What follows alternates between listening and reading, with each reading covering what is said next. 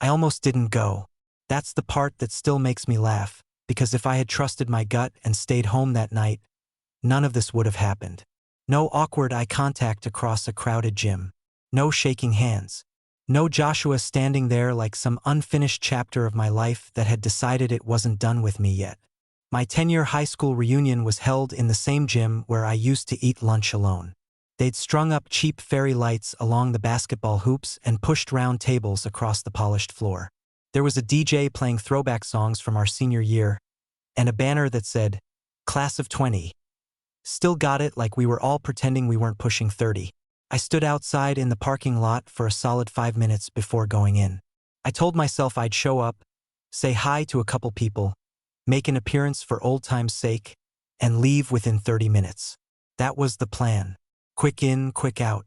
No emotional landmines. Because high school hadn't exactly been kind to me. Back then, I was the quiet kid. The one who kept his head down. I wasn't out, but I wasn't exactly convincing either. I had that softness I tried to bury. My voice, the way I moved, the fact that I cared too much about everything. It made me an easy target. And Joshua, he wasn't a bully. That would have been easier. He was worse. He was the golden boy, captain of the soccer team. Broad shoulders, stupid perfect smile, always surrounded by people. Teachers loved him. Girls adored him. Guys wanted to be him. And me? I existed somewhere on the edge of his world. We had English together junior year. Assigned seats. He sat behind me. For months, I could feel him there. His knee occasionally bumping my chair. His cologne drifting forward when he leaned in to talk to his friends. I don't think he ever said a single mean thing to me. He just never saw me, which somehow hurt more. There were days I'd rehearse conversations in my head. Smart things I could say. Jokes that might make him laugh. But whenever I turned around, he was already mid-conversation with someone cooler, someone louder, someone who mattered more. By senior year, I stopped trying. So yeah, the idea of walking into a room full of people who remembered me as that quiet guy didn't thrill me. But I went anyway. I adjusted my jacket in the car mirror, took a breath, and walked in. The music hit first. Then the smell of cheap wine and nostalgia. People were already laughing too loudly, hugging like they'd survived a war together. I spotted a few familiar faces. Some had aged well. Some looked exhausted. Some looked exactly the same. I grabbed a drink just to have something to do with my hands. Andre. I turned, heart jumping before I even registered who said it. It wasn't him. Just Melissa from math class. We did the polite catch-up thing. Jobs, cities, that can you believe it's been 10 years? Routine. I smiled, nodded, laughed in the right places. 15 minutes in, I checked my phone. Maybe I could leave at 20. And then I felt it. You know that weird sensation when someone's looking at you? Like your body registers it before your brain does. I glanced up, across the gym, and there he was, Joshua. He was standing near one of the high tables, sleeves of his button-down rolled up, a glass in his hand. Older, obviously, broader, a little rougher around the edges, but still unmistakably him. Except this time, he wasn't laughing with a group. He wasn't surrounded by people. He was looking directly at me, and he didn't look surprised. He looked like he'd been waiting. I froze. For a split second, I considered pretending I hadn't seen him, turning away, leaving, sticking to the plan. But then he started walking toward me, not casually, not distracted, straight toward me. My pulse kicked up, stupid and uncontrollable. I hated that after all these years, my body still reacted like this. Like I was 17 again, sitting in that stupid desk, wishing he'd notice me. He stopped a few feet away. Andre. Hearing my name in his voice did something weird to my chest. It was deeper now, rougher, less boy, more man. Joshua, I said, trying to sound steady. Up close, I noticed things I wouldn't have back then. The faint line between his brows. The way his smile didn't quite reach his eyes. A scar near his jaw I didn't remember. You came, he said. It was such a simple sentence. But there was something in it. Relief? Nerves? Yeah, I replied lightly. Thought I'd make a quick appearance. You? He huffed a soft laugh. Same. We stood there for a second, the noise of the room blurring around us. You look different, he said. I raised an eyebrow. That's usually code for something. He shook his head quickly. No, I mean good. You look good. There it was. The thing I'd wanted to hear for 4 years straight. And now it landed differently. Not like validation. Not like triumph. More like confusion. Thanks, I said. You too. He glanced around the room like he was checking something, then looked back at me. Can we talk? He asked. It wasn't casual. It wasn't reunion small talk.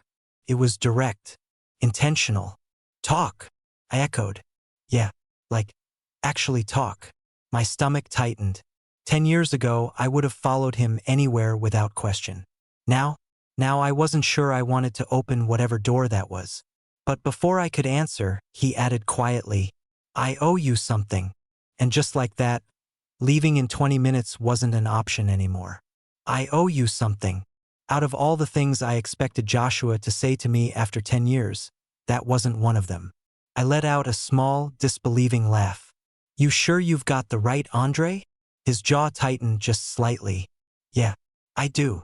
There was a seriousness in his eyes that didn't match the loud music and cheap reunion vibe around us. It made everything else fade a little. Okay, I said carefully.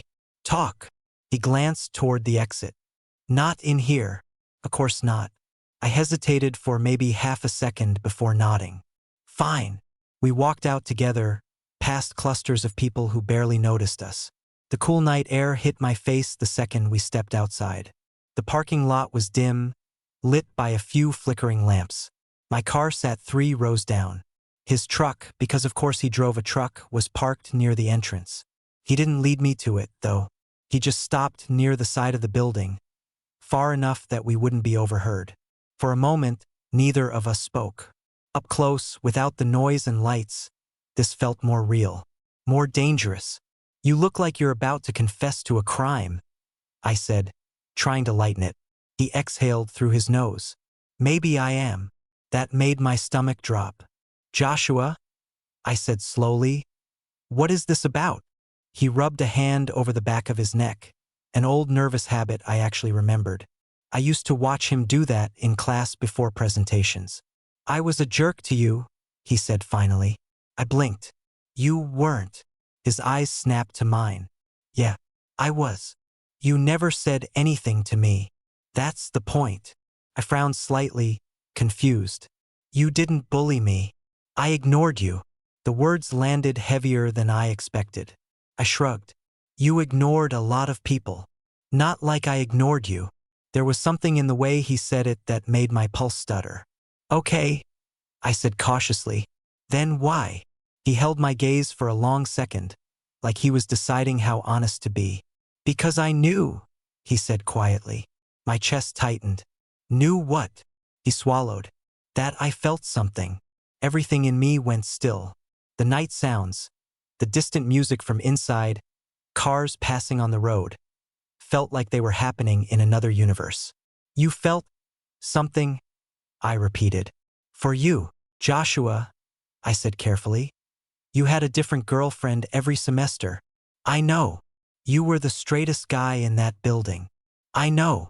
I let out a breath, half laugh, half disbelief. And now you're telling me you had a crush on me? His jaw flexed. It wasn't a crush. The way he said that sent heat up my neck. Then what was it? I asked. He took a step closer. Not enough to invade my space, but enough that I could see the tension in his shoulders. It was, every time you spoke in class, I'd stop listening to everyone else, he said. Every time someone made a joke about you being quiet or weird, I'd feel this anger I didn't understand. I swallowed. You never defended me. I couldn't, he snapped, then immediately softened his tone. I couldn't. I was barely holding myself together as it was. He looked away for a second like he hated admitting that. My dad. He paused, exhaling sharply. Let's just say being anything other than exactly what he expected wasn't an option. I didn't respond. I knew that kind of house, that kind of pressure. So instead, he continued, I did the easiest thing. I acted like you didn't exist. The honesty in his voice made it hard to breathe. You think that was easier for me? I asked before I could stop myself. His eyes flicked back to mine. You have any idea what it felt like sitting in front of you for a year? I said, my voice quieter now. Feeling like I was invisible? He flinched. I used to hope you'd drop a pen, just so I'd have an excuse to turn around. I admitted. That's how pathetic I was. You weren't pathetic. I was 17 and in love with a guy who didn't even know I was alive. The word hung there between us. Love. Joshua's breathing shifted slightly. You think I didn't know you were alive? He asked. I held his gaze. You never once looked at me the way you're looking at me right now. His voice dropped. Because if I had, I wouldn't have been able to stop. My heart slammed against my ribs. We were standing too close now. I hadn't even realized we'd both inched forward. Joshua, I said carefully, this is 10 years too late. I know. Then why now? He hesitated. Because I saw your name on the RSVP list, he admitted. And I've been thinking about this night for 3 months. My stomach flipped. I didn't even know if you'd come, he continued. But I told myself if you did, I wasn't going to waste another chance. Another chance. I shook my head slightly, trying to steady myself. You don't just get to walk back into my life because you finally figured yourself out. I'm not asking you to make this easy for me. Then what are you asking? He looked at me in a way that made everything feel exposed. I'm asking for 5 minutes, he said quietly, to see if what I felt back then is still there. The air between us felt charged, heavy. And if it is, then I'm not ignoring you this time. My brain was screaming at me to walk away. 10 years is a long time. Long enough to build walls. Long enough to convince yourself you've moved on from the boy who never looked at you twice. And yet here I was, standing in a half-lit parking lot. My pulse pounding. 5 minutes? I repeated, buying myself time. He nodded once. That's it. You don't get to rewrite high school. I'm not trying to. You kind of are. He ran a hand through his hair, frustrated. Andre, I can't change who I was at 17. I was scared. I was angry. I was confused. And you were... He hesitated. I was what? I challenged softly. You were the only person who made me question everything. That hit harder than it should have. You barely spoke to me. Exactly. I frowned. If I talked to you, he said, voice tight. If I let myself, it would have been obvious. I already felt like people were watching me half the time. My dad was obsessed with making sure I was focused. Soccer, grades, girls. The image. So you chose the image. I chose survival. There was something raw in the way he said that. Not defensive. Just honest. And what about me? I asked. Did I factor into that at all? His eyes darkened. Every day. The answer was immediate. I'd go home and replay every second of English class, he continued. The way you'd tuck your hair behind your ear when you were nervous. The way your voice shook the first time you had to read out loud. My throat tightened. You noticed that?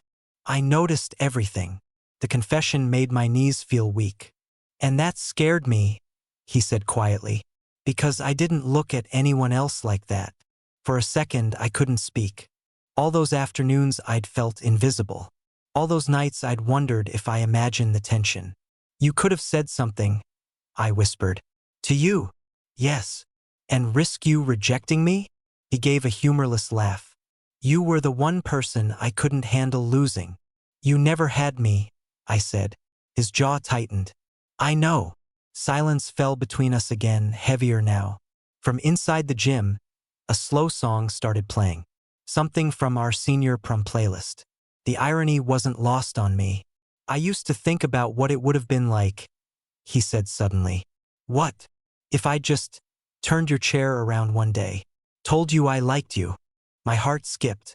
I imagined it more times than I can count, because I didn't know who I'd be if you said yes. The vulnerability in that sentence cracked something open inside me. You think I knew who I was? I asked. He shook his head slowly. No. But you were braver than I was. I let out a small breath. I didn't feel brave. You were out before graduation. I blinked. How do you know that? I heard. From who? He looked almost sheepish. I might have asked. My pulse jumped. You asked about me? After you left, he admitted. I tried to pretend I didn't care. Didn't work. A strange mix of satisfaction and sadness washed through me. You ever look me up? I asked. His mouth twitched slightly. You really want me to answer that? I crossed my arms. Yes. Yeah, he said. More than once. I tried not to react, but something warm spread through my chest anyway. And, I pressed. And you looked happy, he said. Confident. Like you didn't need anyone's permission to exist. That took work. I can tell. Another quiet stretch. So what changed? I asked finally. Why are you standing here now instead of pretending I don't exist again? He didn't hesitate this time. My dad's not in the picture anymore. That wasn't what I expected. Oh. He passed 2 years ago, Joshua said evenly. And I spent a long time angry at him for things he never even said out loud. Things I just assumed. I watched his face carefully. After that, he continued, I started asking myself what I actually wanted, not what looked good, not what made everyone comfortable. And he met my eyes fully. And the first thing that came to mind was you. You don't even know me anymore, I said. Then let me. And if this is just nostalgia? It's not. You sound very sure. I've had 10 years to think about it. The music from inside shifted again. Laughter spilled out as someone opened the doors briefly. I looked at him, really looked at him. He wasn't the untouchable golden boy anymore. He looked human, nervous, hopeful. I didn't come here for this, I admitted. I know. I came to leave early. A corner of his mouth lifted slightly. I was hoping you wouldn't. That's not subtle. I'm done being subtle. My heart was pounding so loud I was sure he could hear it. You said 5 minutes, I reminded him. He glanced at his watch, then back at me. It's been 7. I shouldn't have laughed, but I did. And the way his expression softened when I did, it felt like something shifting between us. Tell me something, he said. What? Are you seeing anyone? Direct. Bold. I swallowed. No. His exhale was almost inaudible, but I heard it. You? He shook his head. Not for a while. Why? Because I stopped pretending. My stomach flipped. And what does that mean exactly? I asked carefully. He didn't look away this time. It means you weren't the only one who figured himself out. The world seemed to tilt. Joshua. Yeah. If you kiss me right now, I said, voice barely steady. There's no pretending, this is just closure. His eyes darkened. I don't want closure, he said.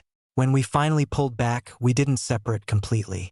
Our foreheads stayed close. His breath mixed with mine. Okay, he murmured. I let out a shaky laugh. Okay. Yeah. A faint smile tugged at his mouth. That answers that. Answers what? He looked at me like I was ridiculous. That it's not nostalgia. My heart was still racing. Joshua, I said softly, this is insane. Probably. We haven't spoken in 10 years. I know. We just kissed in a parking lot at our high school reunion. I'm aware. I pulled back slightly, searching his face. You don't look freaked out. I've imagined that kiss too many times to be freaked out. That shouldn't have made me weak. It did. Inside the gym, someone hooped loudly. The DJ switched to something upbeat again. Reality started creeping back in. We can't just pretend this fixes everything, I said. I'm not pretending. You hurt me, I added quietly. His expression shifted immediately. I know. I spent years thinking I made it all up. The looks, the tension. I thought I was delusional. You weren't. I needed you to say that back then. He nodded slowly. I know. The way he kept saying that, not defensive, not arguing, made it harder to stay guarded. I'm not that kid anymore, I said. I don't chase people who don't choose me. Let me be the one who does that. I swallowed. Why? I asked. Why me? After all this time. He didn't look away. Because you're the only person who ever made me feel like I was lying to myself. That was not what I expected. I dated girls I cared about, he continued. I tried to be what everyone expected. But there was always this disconnect. Like I was playing a role. And me. With you, I couldn't fake it. His grip tightened slightly, not possessive, just sure. When I looked at you, it wasn't something I chose. It just was. I felt heat crawl up my neck. You're making this very hard, I muttered. A faint smirk appeared. Hard how? I rolled my eyes, but my heart wasn't in it. He said quietly, serious now. I don't expect you to trust me tonight. Good. But I am not walking away from this again. The certainty in his voice made my stomach flip. You're very confident for someone who just got a second chance. It's not a second chance, he corrected. It's the first real one. That silenced me, because he wasn't wrong. High school hadn't been real. Not fully. Not honest. This was. Are you out? I asked carefully. He nodded once. A few people. Close friends. Your team. I don't play anymore. That surprised me. You quit. After college. A beat. Turns out I was playing for the wrong reasons. I studied him, trying to piece together this version of Joshua with the one I used to know. You look different, I admitted. Older. Real. That made something soften in his eyes. You too, he said. Yeah. Yeah. His gaze moved over my face slowly, like he was memorizing it. You don't look like you're waiting for permission anymore. That hit somewhere deep. I'm not, I said. Good. Silence settled again, but it wasn't heavy this time. Felt charged. So what now? I asked. Now, he said slowly. I ask you to get coffee with me tomorrow. I blinked. Tomorrow? Yeah. You're not wasting time. I told you. I'm done being subtle. I tried to suppress a smile. Failed. And if I say no, I'll ask again. And if I keep saying no, he said quietly. But I won't pretend I didn't try. That did something to me, because that was all I'd ever wanted from him. To try. I took a slow breath. Coffee, I said. His eyes lit up just slightly. Yeah, coffee. Relief flashed across his face so quickly it was almost boyish. Okay, he said, nodding once. And Joshua? Yeah. If you disappear after tonight, I will never forgive you. He didn't hesitate. I'm not going anywhere. And this time, I believed him. I didn't go back inside. We stood there a little longer, like neither of us wanted to be the first to step away. Eventually, someone pushed open the gym doors again and a wave of noise spilled out, dragging reality back with it. I should probably say hi to a few more people, I said, even though I didn't want to. Joshua nodded. Yeah, same. But neither of us moved. This is weird, I muttered. In a bad way? I wasn't prepared for this way. He gave me a small smile. Me neither. That's not true. You said you've been thinking about this for 3 months. Yeah, he admitted. But thinking about it and actually standing here are two different things. I studied him for a second. You were really going to follow me if I left? He didn't even blink. Yeah. That's slightly unhinged. Probably. I couldn't help smiling. God, that smile. High school me would have melted on the spot. Adult me tried to keep it together. Tomorrow, he said, grounding us again. There's a place on Maple Street. 10 a.m. You're assuming I don't sleep in. I'm willing to risk it. I hesitated just long enough to make him nervous. 10's fine. His shoulders relaxed in a way that was almost imperceptible, but I noticed. Okay. Another pause. Andre. Yeah. Thank you for not walking away. I swallowed. You're welcome. He huffed a quiet laugh. You won't. Don't test that. He stepped back, hands sliding into his pockets. Tomorrow. Tomorrow. He turned first this time, heading toward the entrance. Just before he reached the doors, he glanced back. Not casually. Not by accident. Like he needed to make sure I was still there. I was And when the doors shut behind him, I stood alone in the parking lot, heart still racing. I had come to leave quickly. Instead, I stayed another hour. I barely remember the conversations I had after that. Everything felt muted, distant. A few people mentioned seeing me outside with Joshua. One girl raised her eyebrows in a way that said, "Oh?" I ignored it. By the time I finally got home, it was almost midnight. I lay in bed staring at the ceiling, replaying every second. The way he'd said he noticed everything. The way he'd admitted he asked about me. The way he'd kissed me like he wasn't afraid anymore. Part of me wanted to be reckless, to let myself fall straight back into whatever this was. But another part, the part that had spent years building self-respect, kept whispering, "Make him prove it." Around 1:17 a.m., my phone buzzed. Unknown number. I stared at it for a second before opening the message. "Joshua, I realized I never actually got your number tonight. Melissa gave it to me. Hope that's not weird." I snorted softly. A second message came through almost immediately. "Joshua, also, I meant what I said. I'm not disappearing." My chest tightened. I typed back slowly. "Me? It's a little weird, but I'll allow it." 3 dots appeared instantly. "Joshua. Fair. Then, Joshua."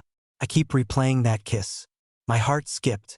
I stared at the screen longer than I should have. "Me? You've had practice replaying things, apparently." There was a pause this time. A longer one. Then, "Joshua. You have no idea." Heat crawled up my neck even though I was alone in my apartment. "Me? Don't romanticize high school too much." A few seconds later, "Joshua. I'm not romanticizing high school. I'm looking at tomorrow." That did it. That was the moment it stopped feeling like closure and started feeling like something real. I didn't sleep much that night. The next morning, I stood in front of my closet longer than I care to admit. It's ridiculous, right? We were almost 30. This wasn't prom. It was coffee. But it didn't feel like coffee. It felt like stepping into an alternate timeline. One where 17-year-old me got the chance he never thought he would. I settled on something simple. Dark jeans. Light sweater. Casual but not careless. At 9:52, I pulled into the parking lot of the cafe. He was already there. Of course he was. Leaning against the brick wall outside, coffee in hand, sleeves rolled up again. He spotted me the second I got out of my car. And the look on his face, it wasn't nerves. It wasn't doubt. It was certainty. He pushed off the wall, walking toward me like this wasn't complicated at all. "Morning," he said. "Morning." We stood there for half a second. That same charged silence from the night before settling between us. Then he handed me the coffee he'd been holding. "I guessed," he said. "Oat milk. No sugar." I blinked. "How? You always hated overly sweet things." My throat went dry. "That was 10 years ago." He shrugged lightly. "Some things stick." I took the cup from him, fingers brushing his. And just like that, the air shifted again. "Joshua," I said carefully, "if this crashes and burns, I need you to understand something." "Okay. I will survive it." He nodded slowly. "I know. And I won't let you make me feel invisible again." His jaw tightened slightly. "You won't," he said. It wasn't a promise thrown into the air. It felt like something he'd already decided. He reached for the cafe door, holding it open for me. "After you," he said. And as I walked inside, I realized something that scared me just a little. For the first time in my life, Joshua wasn't the one I was chasing. He was the one stepping forward. And I didn't know yet whether that would save us or wreck us completely. The cafe was warm, crowded, and smelled like roasted beans and cinnamon. Normal. Painfully normal. Which somehow made this feel even more unreal. Joshua walked beside me to a small table near the window. He pulled out the chair across from him, not in an over-the-top way, just natural. Like he'd always done this. I sat. He didn't break eye contact. "So," he said, resting his forearms on the table. "Hi." I huffed a small laugh. "Hi." This was different from the parking lot. Last night had been adrenaline and unfinished business. This was daylight. No music. No nostalgia haze. This was choice. You're nervous, I said. He smirked faintly. You can tell? Your right hand keeps tapping your coffee cup. He glanced down, caught himself, then looked back at me. Okay, yeah. A little. Why? Because I don't want to screw this up. The honesty hit me square in the chest. You don't even know what this is yet, I said. I know it matters. I swallowed. A barista called out an order behind us. Dishes clinked. Life went on around us. Tell me something real, I said. Not high school. Not what you think I want to hear. His expression shifted, less performative, more grounded. Okay. A beat. I dated someone for 3 years after college, he said. I wasn't expecting that. A guy? I asked quietly. He nodded. Yeah. My pulse jumped. You were serious. Very. What happened? He leaned back slightly, exhaling. He wanted someone who was already comfortable being visible. That landed heavy. I wasn't, he continued. I was out to friends, but not family. Not publicly. I kept saying I'd get there. I just needed time. And he ran out of it. Joshua nodded once. Yeah. I studied him carefully. There was no bitterness in his tone. Just regret. Did you love him? I asked. Yes. The word didn't come with hesitation. And he left anyway? Yeah. Silence stretched between us. That's not the worst reason someone's ever left, I said gently. I know. His jaw tightened slightly. But it made me realize something. What?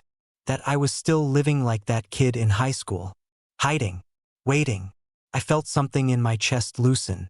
I don't want to be that guy anymore, he said. And you think being with me proves that? I challenged softly. No, he shook his head immediately. Being honest does. That answer mattered. And you? He asked. Have you ever been in love? I looked down at my coffee for a second. Yeah. He didn't flinch. Twice. Serious. Serious enough. What happened? First one cheated, I said plainly. Second one, we wanted different lives. Joshua's expression darkened at the first part. You didn't deserve that. No one does. He nodded. And neither of them were scared to be seen with you, he said carefully. I met his eyes. No. A flicker of something, guilt, resolve, passed through his gaze. I won't be either, he said quietly. Joshua, I warned gently, don't make promises you're still building into. I'm not. He leaned forward slightly. I'm telling you where I am. The certainty in him felt steadier this morning. Less adrenaline. More grounded. Are you out to your family? I asked. He held my gaze. Yes. That surprised me. When? A year ago. How'd that go? He gave a small, humorless laugh. Messy. Loud. But necessary. And now they know who I am. There was something solid in the way he said it. You're different, I admitted again. So are you. Yeah, that made my breath hitch. I'm not afraid, I said quietly. I can tell. We fell into a softer silence. Not awkward, just absorbing. Outside the window, cars passed. A couple walked by holding hands. I need to ask you something, I said. Okay. If I hadn't shown up last night, what would you have done? He didn't hesitate. I would have reached out anyway. How? I've known where you work for 2 months. My eyes widened. Excuse me? He raised his hands slightly. Not in a creepy way. I looked you up.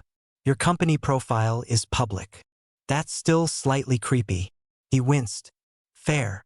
But I wouldn't have shown up uninvited, he added quickly. I just needed to know where you were in the world. That softened me more than it should have. You really have been thinking about this. Yeah. Why didn't you text me before the reunion? He held my gaze for a long second. Because I wanted to see your face when I said it. My stomach flipped. You wanted to see if I'd still look at you the same way. And, I asked, you did. Heat climbed up my neck. I hated you a little, I admitted. I deserved that. But I never stopped feeling something. His breath shifted. That's why I need you to understand, I continued. If we do this, I won't accept half of you. You won't get half. You say that now. Andre. The way he said my name, firm, grounded, made me look up fully. I'm not here because it's easy, he said. I'm here because you're the only person who's ever felt unfinished in my life. The words wrapped around my ribs. You don't feel unfinished to me, he added quietly. You feel like the thing I avoided. I let that sit. You avoided me pretty well, I muttered. Not internally. I tried not to smile. You're very direct now. Yeah. Is that new? Terrifyingly.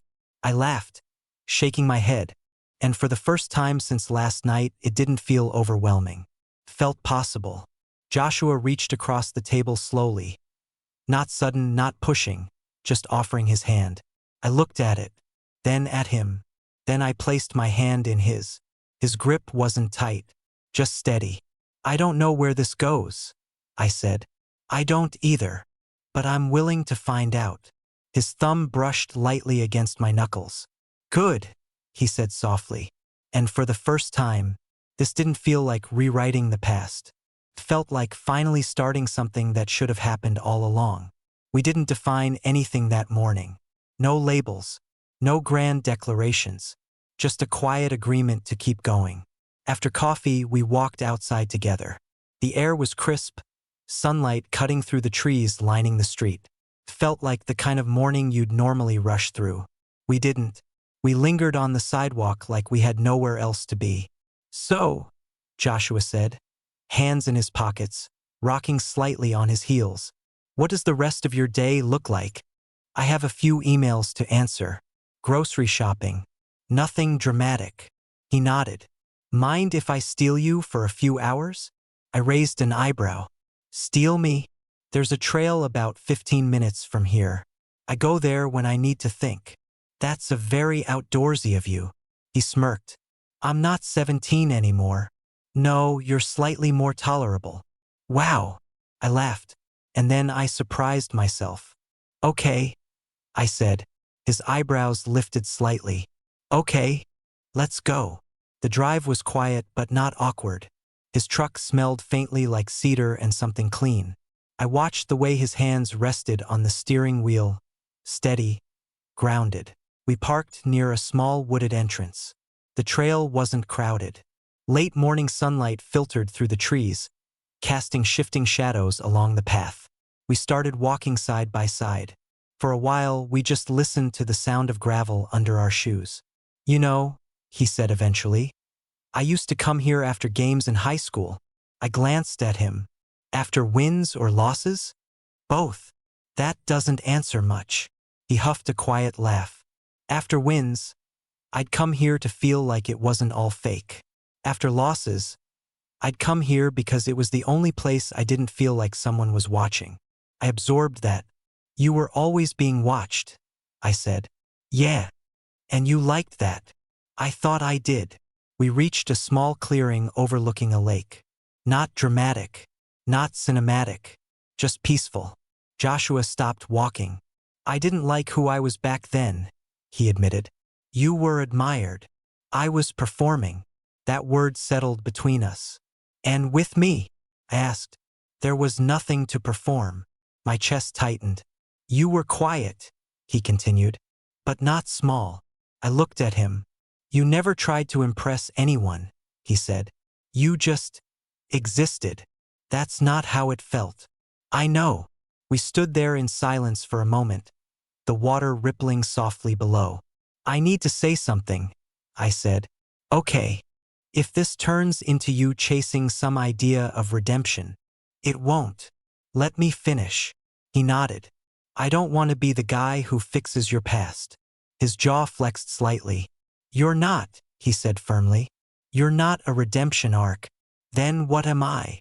He stepped closer, not invading, just intentional. You're the person I didn't have the courage to choose. That was dangerously close to exactly what I needed to hear. And now? I asked quietly. Now I'm choosing you. The air shifted again.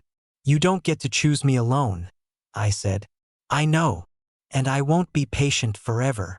I don't expect you to be. The confidence in him didn't feel arrogant. Felt earned. We started walking again, slower this time. Halfway back to the truck, our hands brushed. Neither of us pulled away. The second time it happened, he didn't hesitate. He laced his fingers through mine. It wasn't dramatic. It wasn't a statement to the world. It was just simple, and it made my heart slam into my ribs. I glanced at him. He didn't look down at our hands. He just kept walking, thumb brushing lightly against my knuckles. "You okay?" he asked. "Yeah. You look like you're thinking." "I am. Good thoughts. Terrifying ones." A faint smile tugged at his mouth. "That's fair." We reached the truck, but neither of us let go immediately. "Can I ask you something selfish?" he said. "Sure. Stay. Stay. Not forever," he clarified quickly. "Just don't pull back because you're scared this could be real." My throat went dry. "I don't pull back because I'm scared," I said softly. "I pull back because I've learned to." He studied me carefully. "I'm not going to make you regret not pulling back," he said. "You can't promise that." "No," he admitted. "But I can promise I won't disappear." There it was again. The thing that mattered most. "I hated how you made me feel invisible," I said. His grip tightened slightly. "You won't feel that way again with me." I searched his face for hesitation. I didn't find any. And standing there, in the middle of a quiet trail with Joshua's arms around me, I realized something that made my chest ache. I didn't want closure. I didn't want revenge. I didn't want to prove anything. I just wanted this to be real. He rested his chin lightly against the top of my head. "Hey," he murmured. "Yeah. I'm really glad you showed up last night." I closed my eyes briefly. Me too. And for the first time, it didn't feel like we were chasing what could have been. It felt like we were finally brave enough to see what could be. That afternoon, he didn't drop me off at my car right away. We drove aimlessly for a bit. Windows cracked. Music low. Neither of us in a rush to re-enter normal life. "So," I said eventually, "are we pretending this is casual?" Joshua glanced at me, one eyebrow lifting slightly. "Do you want it to be?" "No." "Then we're not." Direct. Again. "You're very different from the guy who couldn't turn my chair around," I said. He exhaled slowly. "That guy wasted enough time. And this guy knows exactly what he wants."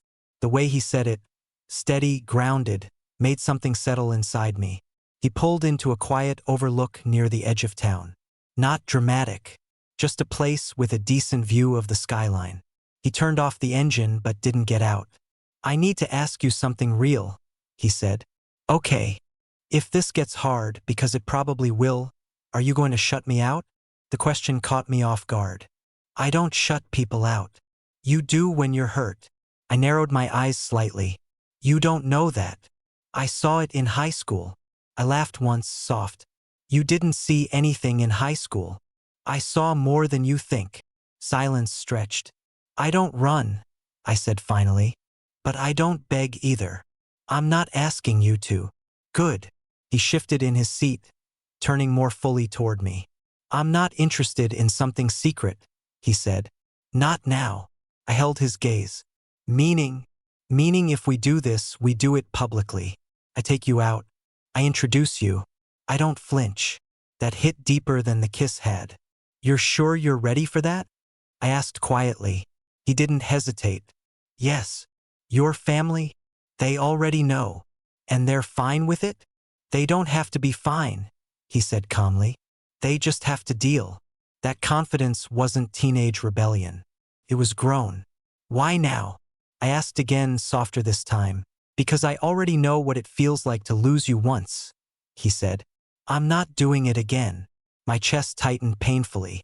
"You never had me," I whispered. "I could've." That wasn't arrogance. It was regret. "Andre," he continued, voice lower now, "if you tell me to slow down, I will. If you tell me you need space, I'll give it. But I'm not pretending this is small." "It doesn't feel small," I admitted. "It isn't." We sat there for a moment, just breathing the same air. I spent a long time thinking you'd forgotten about me, I said quietly. Never. I convinced myself I imagined everything. You didn't. You hurt me. I know. And I won't let you do that again. You won't have to. There was no defensiveness in him. No excuses. Just accountability. And that was new. I studied his face, really studied it. The scar near his chin. The faint crease between his brows. The softness in his eyes that hadn't been there at 17. You're not chasing a fantasy? I asked. No. Not trying to rewrite your teenage years? No. Then what are you doing? I'm choosing you, he said again. Something inside me finally stopped fighting. He did something small, but it meant everything. He posted a photo. Not dramatic. Not staged. Just a picture of 2 coffee cups on a wooden table. My hand in the corner of the frame. Caption: 10 years late is still on time. My heart stuttered. Within minutes, started rolling in. Comments. A few surprised messages. He didn't delete it. He didn't edit it. He didn't hesitate. My phone buzzed seconds later. Joshua, you okay with that? I stared at the screen, then at the photo again. Me? Yeah. Another message came through. Joshua, I'm not hiding you. And for the first time in my life, I wasn't waiting for him to notice me. He already had. I went to the reunion hoping to slip in and out unnoticed. Instead, I walked away with the one thing I'd convinced myself I'd imagined. Not the fantasy. Not the memory. The choice. Joshua ignored me in high school because he was afraid. Now, he was the one standing in the open. And this time, I wasn't invisible. I was chosen.